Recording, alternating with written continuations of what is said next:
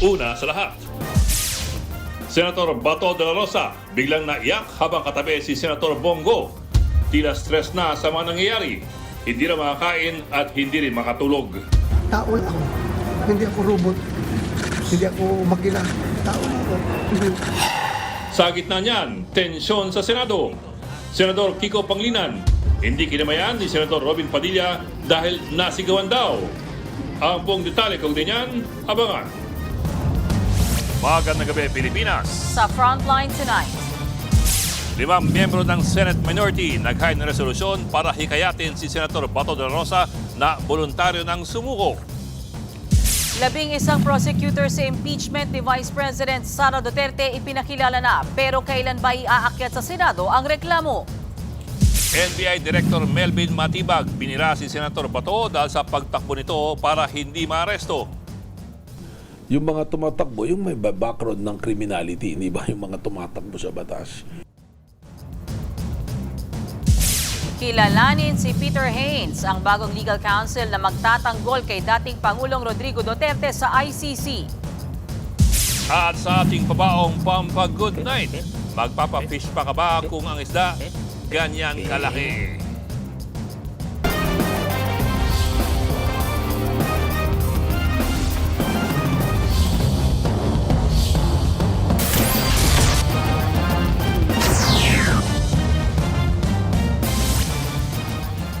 Limang miyembro ng Senate Minority naghain ng resolusyon para hikayatin si Senator Bato de la Rosa na kusa ng sumuko. Kasunod po yan ang inilabas na arrest warrant laban sa kanya ng International Criminal Court. Sa gitna naman ng posibleng pagpapaaresto kay Bato, nakiusap siya kay Pangulong Bongbong Marcos. Huwag daw sana siyang isuko sa ICC. Narito ang aking report. Lahat ginawa ko. Tapos, ganito mangyari sa akin. Kasi huwag niya akong ipadala sa dahil. Ayun lang naman, kung pwede lang. Kung meron akong nanagutan, panagutan ko dito sa ating local court. Huwag doon sa Banyaga. Yan ang kaisa-isang hiling ngayon ni Senator Ronald Bato de la Rosa kay Pangulong Bongbong Marcos. Sa gitna yan ng bantang aarestuhin na siya sa bisa ng arrest warrant ng International Criminal Court. Ang senador na kilala bilang Bato, ngayon aminadong natatakot na. Lowest point na raw ito ng kanyang buhay. Bakit kayo naiyak, sir? Ha? Bakit po kayo naiyak? Tao lang ako. Hindi ako robot. Hindi ako makina. Tao lang ako. May appeal is sincere to the President. Hanggang sa sesyon ngayon, nakitang umiiyak si Senator Bato habang kausap at kinocomfort siya ni Senator Bongo. Among very close friends lang yun usapan. Kaya mabigay yung puso ko pag sinasabihan niya ako. It's very private, kaya pasensya na, hindi ko ma-share sa inyo. Kahapon napasigaw si Senator Bato nang matanong ko siya kung bakit siya muling pumasok ng Senado. But why are you here, sir? Bakit po kayo napapasok today, sir? Ay, ang senador ng Republic. Kung hindi ko papasok, ginahanap niyo ako. Di ba? Ngayon papasok ako, tatanungin niyo ako bakit ako pumapasok. Pero sa panayam ko sa kanya sa Frontline Pilipinas, bati naman daw kami ni Senator Bato. Sir, bati naman tayo kasi tinanong kita kahapon, medyo mainit ulo mo. Masyadong heightened yung emotions natin kahapon dahil sa mga nangyayari, di ba? Kaya pasensya ka na yan, pasensya ka na. Kwento pa ni De La Rosa, hindi niya nahawakan ang sweldo niya nitong nakaraang 6 na buwan. Yung mga sweldo ko, kiniklaim ng aking sekretary. Pero hindi nakarating sa akin dahil nagtatago nga ako, di ba? Hindi nakarating sa akin. Yung naghingi naman sila nagpaalam lang sa akin na kung pwede may mga pinsala sa ganitong lugar, may disaster, baka pwede magasto. Kagabi sa opisina ni Senator Jinggoy Estrada, nagpalipas ng magdamag ang senador. Nakausap din daw niya si Vice President Sara Duterte sa phone call. Pero hindi raw nila napag-usapan ang nakaambang impeachment trial ng bise. Nagtatanong lang siya, how can she help? Wala ka ba rin, ano kung matulungan kayo? Padalang na pinsa. Si Senator Robin Padilla naman, sinamahan daw mag-overnight sa Senado si Bato. Okay naman si Senator Bato, nagkwentuhan naman kami kasi matagal siyang walang kakwentuhan eh. Napagkwentuhan namin yung pelikula namin, yung ginawa na Aminado naman si Senator Bato na masama ang loob niya kay dating Senate President Tito Soto. Tinawag niyang pagtataksil ang ginawa ng kapwa senador. Hindi raw kasi ipinadaan sa local court ang warrant of arrest ng ICC. Anya, mukhang may plano talagang ipahuli siya. Hindi ako plastic. Hindi magsabi na wala akong sama ng loob. Because yung ginawa niya pagtataksil, hindi lang yung pagtataksil sa kanyang kulig, kundi pagtataksil niya sa institusyon ng Senado. May design talaga na talagang gusto niya pahuli ako sa baba para hindi ako makaakyat dito, para hindi siya ma-unseat. Hindi ako magipagplastikan. I will betray. Sagot naman dyan ni Senator Soto, Wala rin akong ginawang masama para sa kanya. How will I know that he's coming after 7 months of absence to unseat a sitting Senate President? bago naman natapos ang sesyon kanina, lumapit si Bato kay Soto at niyakap niya ito. Wala akong sama ng loob sa kanya. Sabi ko nga sa kanya, Sir, maraming salamat, Sir. Wala rin utang na loob ko sa kanya. While I was in hiding, alam kong inalagaan niya yung opisina ko. Hindi niya pinapabayaan. Muli ring nanindigan si Senator Bato na hindi siya susuko sa ICC. Lalo ngayong isinailalim siya sa protective custody ng Senado. Nanindigan din siyang pag-atake ito sa soberanya ng bansa. Sa gitna naman ng sesyon kanina, nagkainitan sina Senador Kiko Pangilinan at Robin Padilla. Sa gitna yan ng pagtatalo sa paraan ng pag-aresto ng NBI kay Bato. I'm appealing that perhaps this matter should be tackled in the committee rather than in this in plenary. Paano natin pag-uusapan yung ibang... And for the record, Mr. President, I still have the floor. Kasunod niyan, inireklamo ni Padilla si Pangilinan sa plenaryo. Gusto ko po sanang ireklamo si Senator Pangilinan sa pagsigaw. Habang nakasuspindi ang sesyon, lumapit si Pangilinan kay Padilla para sana makipagkamayan. Pero tinanggihan niya ni Padilla. Sa gitna ng tensyon sa Senado, 5 senador ang naghain ng resolusyon para himukin si Bato na voluntaryong sumuko sa mga otoridad. Pumirma dyan ang minority senators na sina Pangilinan, Soto, Ping Lacson, Risa Hontiveros at Bam Aquino. Hinikayat rin nila si De La Rosa na humingi ng judicial remedies alinsunod sa konstitusyon at mga naaangkop na batas. Lalo't hindi na raw bago ang pag-aresto at kusang pagsuko ng ilang dating senador. Gaya ni Juan Ponce Enrile, Laila de Lima at Antonio Trillanes. Pero tinablayan ni Senate President Alan Peter Cayetano. It's very obvious to me they didn't want him to appear. Pag naglabas ng ICC ng warrant laban sa mga cabinet members, laban sa mga general natin, laban sa mga progressive leaders that they will accuse of mass graves and everything, payag ba sila na lahat yan pulutin na lang tapos dalhin sa hay? So, yun lang payo ko sa kabila. You know, don't be personal. Wala pa namang komento si Bato sa nasabing resolusyon. Kaugnay ng balitang yan, dinipensahan ni Senator Bato de la Rosa ang pag-apila niya kay Pangulong Bongbong Marcos na huwag siyang ipaaresto sa ICC. Yan ay kahit kailang supporter ng mga Duterte ang senador. Sa live interview sa Frontline Pilipinas, sinabi ni de la Rosa na karapatan niya bilang Pilipino na suportahan ng isang Pilipinong Pangulo. Yan ay sa kabila ng lamat sa politika ng kasalukuyang administrasyon at ng mga Duterte. Wala namang masama kung mag-attempt ka makiusap. Di ba? Hindi naman masama yan. Bilang Pilipino, hindi lang ito para sa akin. Kundi para sa lahat ng Pilipino na pwedeng masasadlak sa ganitong sitwasyon in the future. Rarely can you find any government from other countries na kusang ipagkanulo yung kanyang kababayan, yung kanyang citizen to other foreign entities. Nagpangabot ang grupong sumusuporta sa mga Duterte at ang mga anti-Duterte sa labas ng Senado. May nagsigawan at meron nagsuntukan. Nasa frontline ng balitang yan, Ian Suyu. Bantay sarado ng mga pulis ang paligid ng Senado kung saan nagtitipon ang mga taga-suporta ng mga Duterte.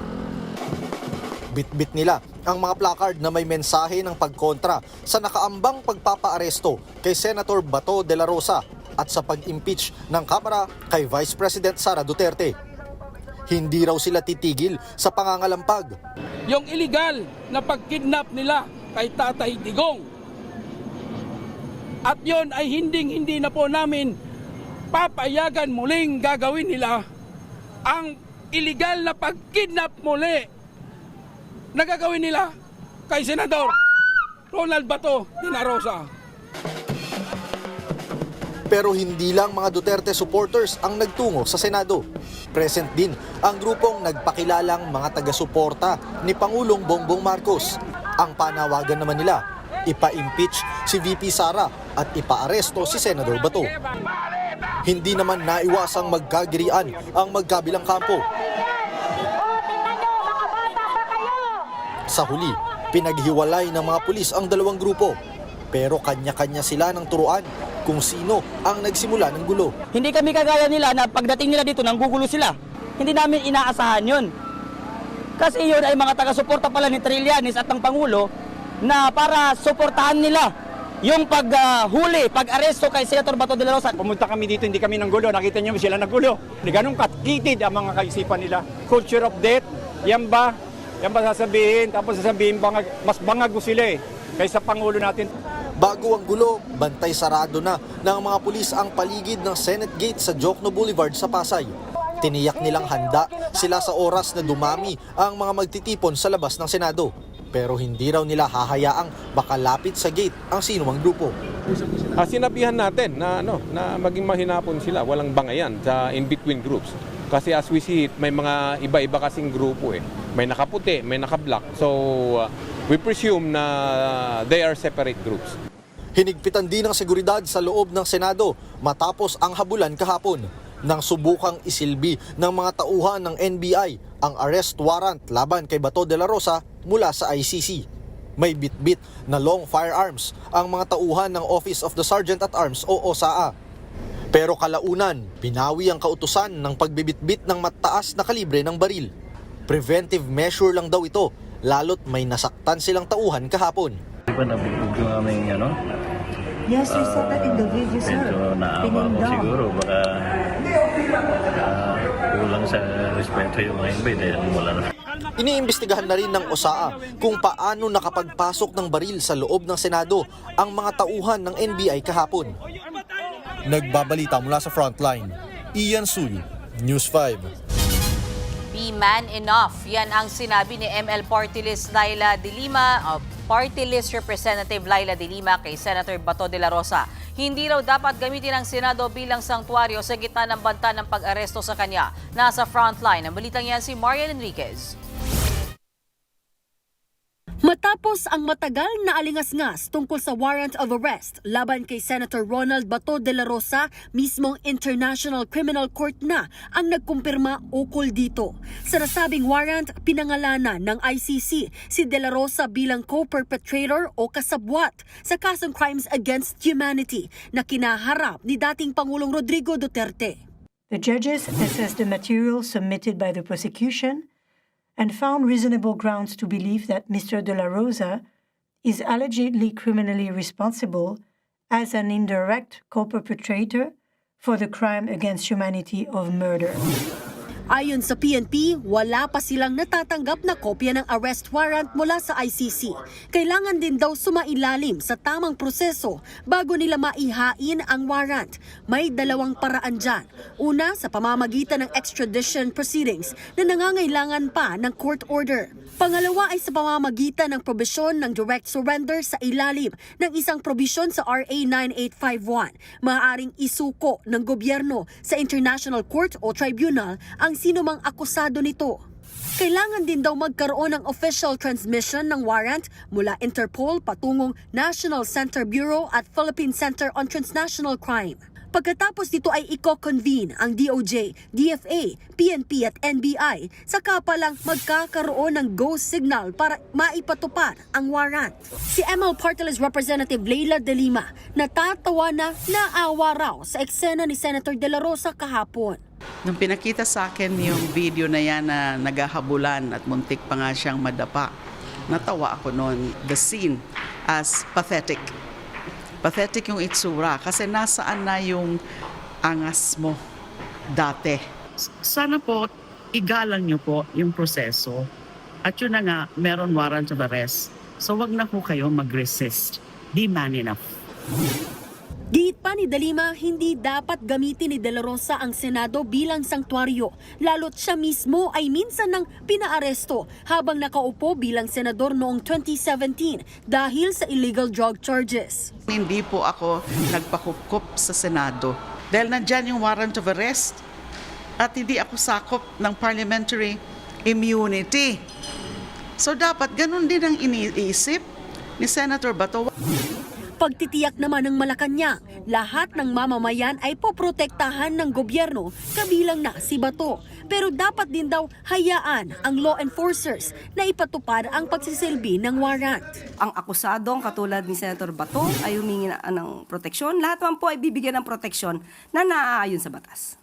Kung naaresto man po siya, kung maaaresto man po siya, lahat ng karapatan bilang isang akusado ay ibibigay po sa kanya. Nagbabalita mula sa Frontline, Marian Enriquez, News 5. Showbiz Tonight na tayo. Hindi nagpaawat ang mga celebs na mag-share ng kanilang saloobin sa nangyayari ngayon sa politika. Say ni Bianca Gonzalez, gusto lang naman ng mga Pilipino na mapagaan ang buhay. Ano raw ba ang kailangan gawin para magkaroon ng tunay na liderato na para sa mga tao? Sabi naman ng veteran actor na si Romnick Sarmenta, ginawang laro ang kapangyarihan at kampihan. Wala raw pagmamahal sa bayan. Ipinagtanggol naman ni Bella Padilla ang reporter na nagtanong kay Senator Bato de la Rosa kung bakit siya biglang pumasok sa Senado. Pasigaw kasi ang sagot dyan ng senador. Sabi pa ni Bella, gusto raw malaman ng taong bayan kung bakit ang tagal na wala ni Bato at bigla na lang nagpakita kahapon. Trivia lang po, ang reporter na yan ay walang iba kundi ay ang ating kapatid sa Frontline Tonight na si Mean Los Baños Orseo. O siya, more chika later. Susunod, NBI Director Melvin Matibag nagulat daw sa pagtakbo ni Senator Bato de la Rosa mula sa mga NBI agents. At 17 Pinoy na tripulante ng cruise ship na may hantavirus outbreak isinailalim sa quarantine sa the Netherlands. Magbabalik pa ang Frontline Tonight.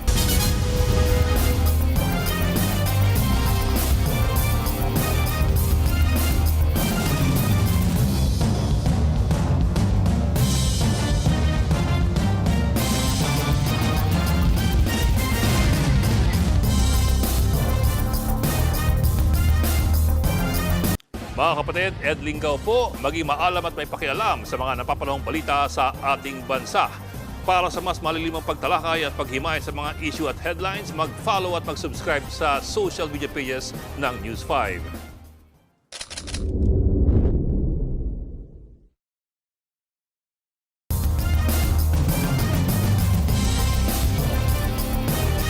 Inagulat daw ni NBI Chief Melvin Matibag ang pagkaripas ng takbo ni Senator Bato de la Rosa nang subukan siyang arestuhin. Hindi niya raw kasi inaasahan yan sa isang senador at isang dating hepe ng pambansang pulisya. Nasa frontline na balitang yan, Gio Robles. An elected senator, former chief, PNP chief, is a general. Yung mga tumatakbo, yung may background ng criminality, hindi ba yung mga tumatakbo sa batas? Ganyan ilarawan ni NBI Director Melvin Matibag ang pagtakbo ni Senator Bato de la Rosa mula sa mga tauhan ng National Bureau of Investigation. Maging siya, hindi raw makapaniwalang kumaripas sa pagtakbo ang senador nang sinubukan nilang arestuhin. Ayon kay Matibag, bago ang habulan ay nagtago raw sa sasakyan ng isang senador si De La Rosa papasok ng Senate compound. Sumakay siya sa sasakyan ng isang senator. Tapos yung senator, nauna siyang bumaba. Tumanggi na si Matibag na pangalanan ang nasabing senador, pero pinabulaanan niya ang akusasyong nagawang sakta ng mga ahente ng NBI si De La Rosa. Bago kumaripas ng takbo si De La Rosa, kinumpirma ni Matibag na nakaharap nito ang dalawang babaeng NBI agent. Giit niya, dahil mga babae ang mga ito, malabo raw na saktan nila ang senador. Kung tutuusin, si De La Rosa pa raw ang nakapanakit sa mga ahente. Nung nalaman niya na isi-serve sa kanya, sinasabi na NBI, ganyan, tinakil na niya. Tinulak niya na yung dalawang agent. Kaya siya nakatakbo. Maging ang mga sugat daw ni De La Rosa posibleng galing daw sa kakatakbo nito. Hindi totoo yung sinabi niya doon sa floor na tinakil siya, nag-wrestling sila. Walang ganon. Sa nangyari namang girian sa labas ng Senado kung saan nagpangbuno ang mga ahente ng NBI at mga tauhan ng Office of the Senate Sergeant at Arms o OSAA. Ano kasalanan ko? What ka na ka pumalak? Ang paliwanag dito ni Matibag, pinara at ayaw daw paalisin sa Senado ang mga NBI agent sa kabila ng pag-lift sa lockdown. Maituturing daw yang illegal detention. Kinwestiyon din ng hepe ng NBI ang pag-cite in contempt ng Senado sa ilang NBI agent na sinubukang arestuhin si De La Rosa pero pinalabas din kalaunan. Pero ako kasi legally, how can you cite in contempt yung mga law enforcement who's trying to do their job? Diba? So, medyo ako doon, legally questionable. Sa ngayon, umatras muna ang ahensya sa pag-aresto kay De La Rosa upang maiwasan ang tensyon.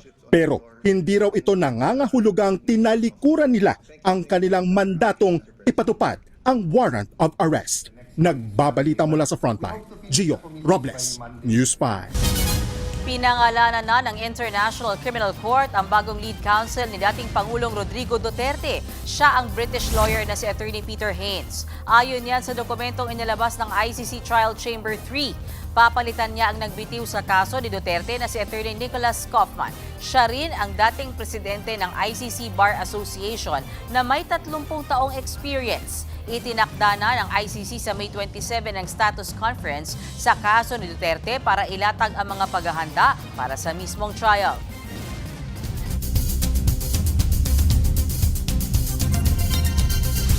Sinailalim na sa quarantine sa the Netherlands ang 17 Pilipino na crew ng MV Hondius, yung barkong tinamaan ng hantavirus outbreak sa Canary Islands sa Spain. Sila po ang second batch ng mga Pilipino na inilikas mula sa barko. Una na nakarating sa the Netherlands ang 4 na Filipino crew. Sinailalim sila sa iba't ibang medical tests. Bukod sa kanila, 17 Filipino crew pa ang iniintay ngayong linggo sa the Netherlands para i-quarantine sa loob ng 6 na linggo. Susunod, Liza Soberano present sa prestihiyosong Gold Gala sa Amerika. At gusto mo pa bang magpa-fish pa kung ang isda ay kayang lamunin ang iyong buong paa? Tutok lang mga kapatid dito sa Frontline Tonight.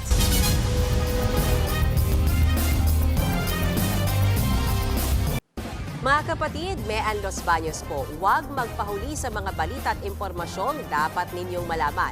Para sa mas malawak na balitaan at diskusyon, mag-follow at mag-subscribe na sa social media pages ng News 5.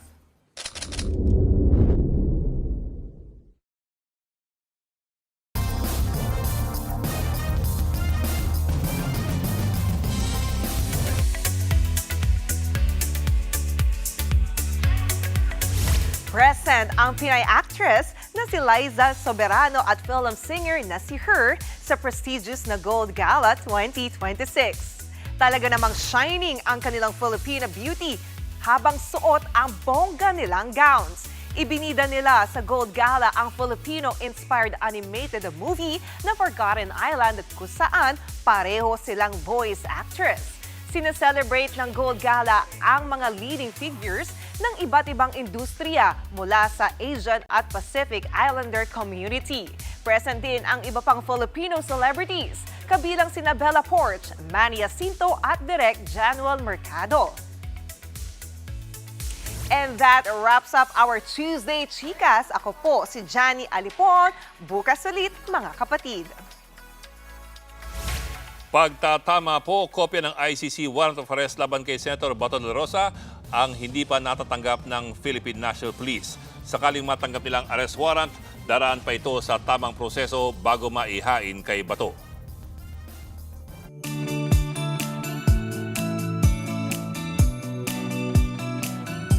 At para sa ating pabawang pampag-good night, na-try nyo na po ba magpa-fish spa? Ang isang netizen sa Siquijor, mukhang hindi makakalimutan ang kanyang karanasan sa spa na yan. Noong una kasi, maliliit na isda lamang ang lumalapit sa kanyang mga paa. mabisayang pantanggal daw ng kalyo. Pero biglang sumulpot ang malaking tilapia. Biro ng ilang netizens, deep clean na yan. Malaki siguro yung kalyo yan. I'm sorry. Talaga, oh. Hindi, buti hindi arwana. Mas malala yun. O ikaw, kumusta ka naman? Bati naman kami. Again po, sa mga hindi nakakalam, si Mian Los Baños po, yung kahapon ay nagtanong ng magic question kay Senator Bato na... Na, why are you here? Bakit kayo napapasok? Ba't parang bait mo ngayon? Why are you here? Ganon. Kalmado ako doon, Si Sir ang nagat. Paano ba? May ganun pa siya eh, Sir. Pero bati kami ni Sir. Pero good job yan, good job. Okay. Okay. Yan po ang 30 minutong paghimay sa malagang headlines. Balitaan at diskusyon para sa paghubog ng matalinong opinyon. Kami niyong kapatid sa Baltan sa Public Service. Ako po si Mian Los Baños Oroseo. Ako naman po si Ed Lingao, walang iwanan sa Frontline Tonight.